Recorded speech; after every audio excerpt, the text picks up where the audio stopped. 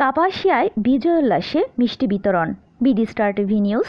গাজীপুরের কাপাসিয়া থেকে আকরাম হোসেন রিপনের পাঠানো প্রতিবেদন নিয়ে দেখুন বিস্তারিত। গণভবন থেকে গণজাগরণ সারা দেশে আজ ছড়িয়ে পড়েছে। বিজয়ের আনন্দে ভাসছে দেশের প্রতিটি অঞ্চল।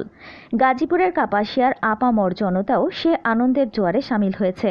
মিছিলে মিছিলে মুখরিত হয়ে পড়ছে কাপাসিয়ার প্রতিটি অলিগলি।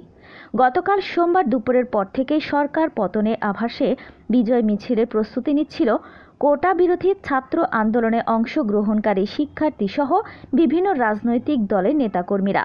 পূর্ব ঘোষিত কর্মসূচি অনুযায়ী বিকেল 4টায় কাপাসিয়া বাস স্ট্যান্ড এলাকা থেকে কয়েক হাজার মানুষের মিছিল শহরের প্রধান প্রধান সড়ক প্রদক্ষিণ করে।